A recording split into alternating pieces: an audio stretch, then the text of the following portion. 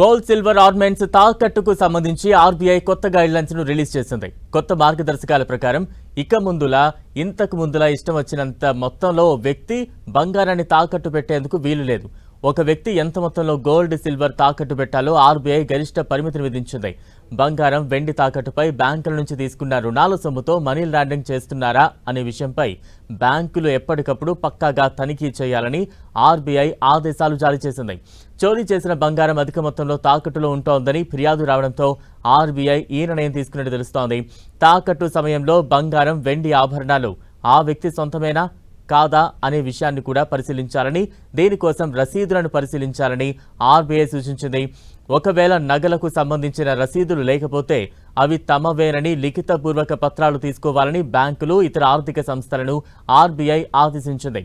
బంగారం తాకట్టు పెట్టుకుని సులభంగా రుణాలు ఇచ్చేస్తామని, ఇకపై మోసపూరిత ప్రకటనలు జారీ చేయొద్దని ఆర్బీఐ స్పష్టం చేసింది. బంగారం తాకట్టు రుణాల సొమ్ము దుర్వినియోగం అవుతున్నట్లు, రుణాల మంజూరులో పలు సంస్థలు నిబంధనలకు నీళ్లు వదిలేస్తున్నాయనే ఆరోపణల నేపథ్యంలో ఆర్బీఐ కొత్త గైడ్ లైన్స్ రిలీజ్ చేసింది. ఇక నుంచి ఏ ఒక్క వ్యక్తి పేరుతో కేజీ గోల్డ్ ఆర్నమెంట్స్ 10 కిలోల వెండి నగలను మించి తాకట్టు పెట్టుకోకూడదు. గోల్డ్ కాయిన్స్, బిస్కెట్లు అయితే 50 గ్రాములకు, వెండి అయితే 500 గ్రాములకు మించి తాకట్టుకు స్వీకరించకూడదని ఆర్బీఐ స్పష్టం చేసింది.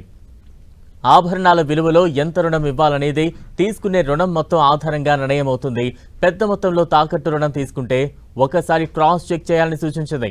తాకట్టు పెట్టుకుని అప్పుగా ఇచ్చే సొమ్మును రుణగ్రహీత బ్యాంక్ అకౌంట్లోనే జమ చేయాలని ఆర్బీఐ ఆదేశాలు జారీ చేసింది. ఇక తీసుకున్న అప్పును ఏడాదిలోపే ఖచ్చితంగా తీర్చేయాలి, లేకుంటే లోన్ రీషెడ్యూల్ చేసుకోవాలి, లేకుంటే తాకట్టు సొత్తును వేలం వేయాలి. ఈ వేలం ప్రక్రియను ఏడాదిలో 2 సార్లు నిర్వహించాలి. మొదట బ్యాంక్ ఉన్న జిల్లా పరిధిలోనే వేలం వేయాలి.